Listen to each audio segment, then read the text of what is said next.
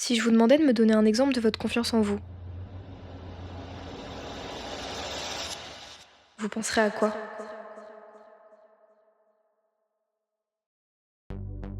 On a souvent cette image.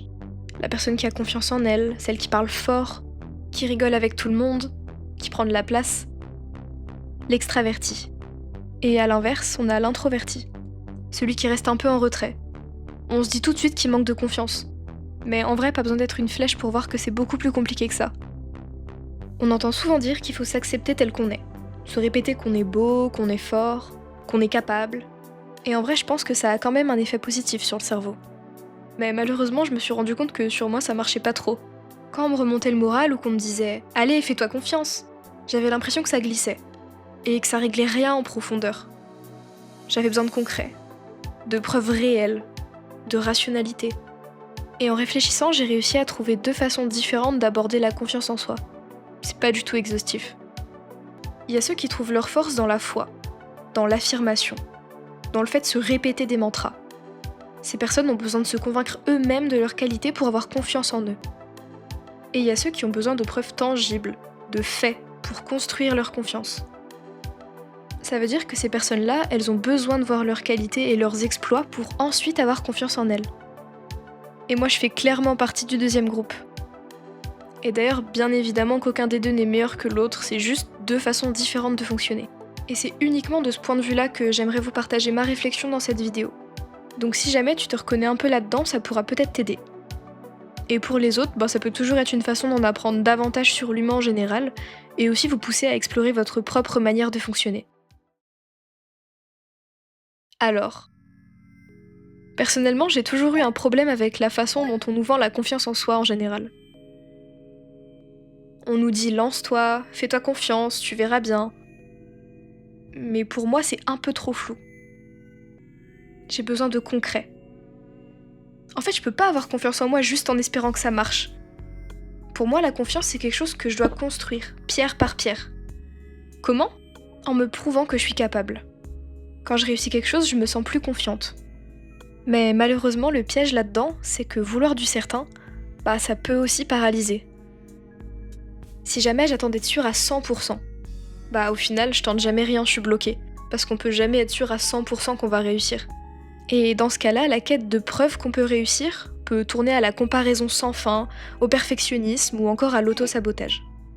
Or, la confiance en soi, c'est jamais totalement rationnel, parce qu'il reste toujours une part d'inconnu, ce qui manque pour atteindre le 100%. En même temps, c'est là tout le paradoxe. Vouloir être sûr de soi, rationnel, calculé, avoir toujours des preuves, en fait, ça s'oppose un peu à l'idée même de la confiance. Parce que la confiance, c'est aussi accepter cette part d'incertitude. Et moi, j'ai du mal avec ça. Alors peut-être que la meilleure approche, c'est pas de croire à l'aveugle, mais d'être pleinement conscient de nos capacités. En gros, de savoir déjà ce qu'on peut faire. De mesurer nos progrès.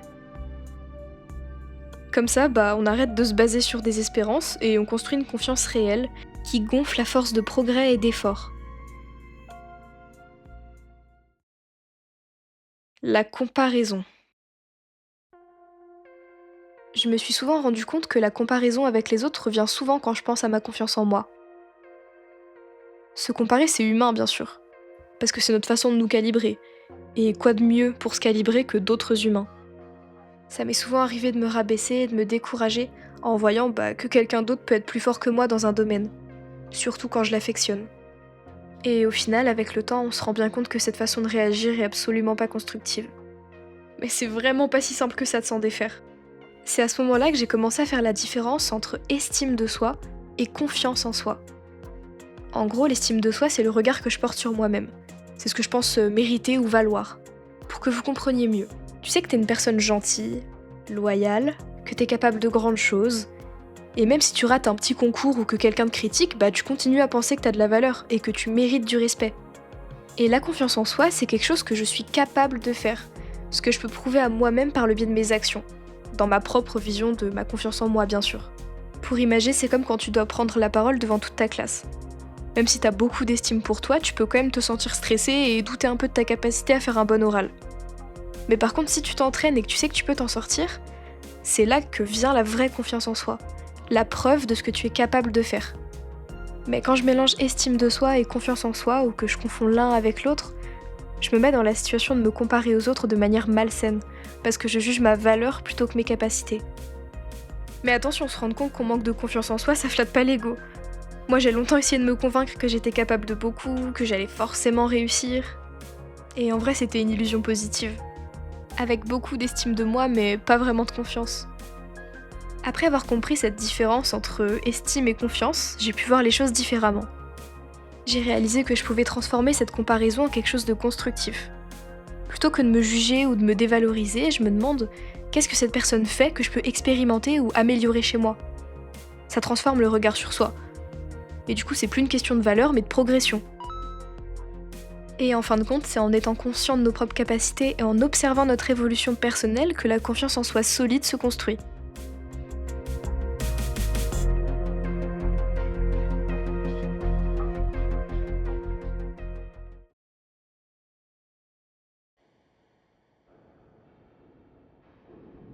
Ça m'est souvent arrivé de douter. Je me demandais comment est-ce que je peux avoir confiance en moi si jamais j'ai pas de preuves. Des preuves que je suis géniale et que je vais réussir. Bah, en fait, j'en aurai jamais. Et là, j'ai ressenti un énorme vide. J'avais un peu peur. Du coup, j'ai fini par en parler à quelqu'un que j'estime beaucoup pour pouvoir avoir son avis. Et il m'a dit une chose qui m'a beaucoup fait réfléchir. Tu te connais mal. Et ça m'a frappée. Parce qu'en vrai, la confiance en soi, c'est pas juste un sentiment. C'est d'abord une connaissance de soi. Être lucide et honnête envers soi-même. Savoir où on en est. Généralement, quand on plonge profondément au fond de soi concernant la confiance, on peut tomber sur des mauvais antécédents, des ennemis de la confiance. Voici plusieurs exemples. On a l'auto-sabotage. C'est quand inconsciemment tu te tires toi-même dans les pattes. Le perfectionnisme. Ça te décourage parce que tu compares constamment ton idéal à la réalité. Le syndrome de l'imposteur. Tu te sens complètement illégitime de chaque réussite, de chaque victoire. Ou encore le people pleasing. Tu t'adaptes toujours aux autres pour être accepté. En fait, plus je réfléchis, plus je comprends que la confiance en soi, c'est pas juste une sorte d'armure où tu te sens invincible et fort en permanence. La vraie confiance, c'est d'abord d'être lucide sur qui on est, avec nos forces, mais aussi nos faiblesses. C'est accepter qu'on sera jamais parfait, qu'on fera toujours face à des échecs, mais que ça remet pas en question notre valeur. La confiance, pour moi, c'est donc pas de dire je suis meilleur que les autres, ou j'ai jamais peur. C'est plutôt je sais qui je suis, et je sais donc que je peux progresser. Et donc à partir du moment où t'avances avec ça, sans te mentir à toi-même, tu construis une confiance solide, pas une sorte d'illusion, mais une base réelle qui tient même quand ça va mal.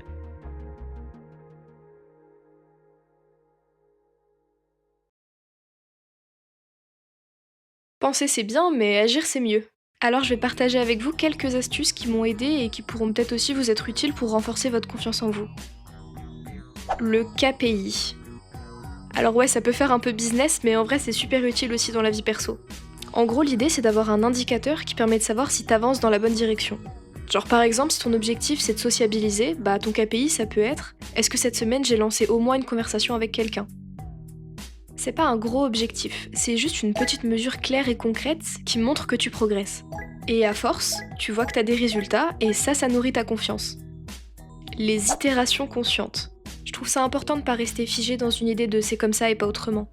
La confiance, ça se construit petit à petit, avec des tests, des ajustements, un peu comme si tu faisais des versions de toi-même, mais mieux à chaque fois. Et ce qui change vraiment la donne, c'est d'en être conscient. Chaque petite avancée est une itération. Et ça vaut la peine d'en prendre note pour voir ton évolution. Le journal des preuves positives. C'est certainement l'outil le plus puissant pour moi. En gros, l'idée c'est d'écrire chaque jour 3 petites victoires ou 3 choses dont tu peux être fier. Même si c'est minuscule, genre j'ai réussi à sortir prendre l'air alors que j'avais la flemme, ou j'ai pris la parole en cours sans stresser, ou juste j'ai réussi à prendre la parole en cours, ça marche aussi. Et ça peut paraître bête, mais en vrai ça change tout. Parce qu'à force de le faire, ton cerveau il s'habitue à chercher du positif tous les jours. Et du coup ça devient automatique, t'es plus heureux et tu gagnes confiance en toi. À force, tu finis par voir spontanément des preuves que tu progresses, que t'es capable. Et ça pousse vraiment à la confiance en soi. Parce que tu vois noir sur blanc que tu as déjà en toi de quoi être fier. Voilà, du coup je pense que la vidéo touche à sa fin. J'espère vraiment qu'elle vous a plu. Je préfère leur dire mais je suis absolument pas une pro. C'est juste ma vision, mes réflexions, et j'avais envie de les partager avec vous parce que moi ça m'a aidé, et je me dis que ça pourra peut-être aussi parler à d'autres personnes. Peut-être que certains vont se reconnaître, peut-être pas du tout, mais si ça peut donner une piste, un petit déclic ou juste un peu de réconfort, bah c'est déjà super cool. N'hésitez pas à me dire en commentaire ce que vous en pensez de ce nouveau format. Je trouve ça super cool de pouvoir avoir vos retours et d'en discuter avec vous. Donc si la vidéo vous a plu, je vous invite grandement à mettre un like. Je vous invite aussi à vous abonner parce que vous êtes 86% à regarder sans être abonné. Donc n'hésitez pas, c'est simple, faut appuyer juste en dessous. Et en faisant ça, vous pourrez aussi activer la cloche, ce qui vous enverra une notification à chaque fois que je sors une nouvelle vidéo. Vous pouvez aussi me retrouver sur les réseaux qui se trouvent dans la description, si vous voulez suivre un peu plus de mon quotidien et de mon contenu. Encore merci d'avoir regardé. Des bisous!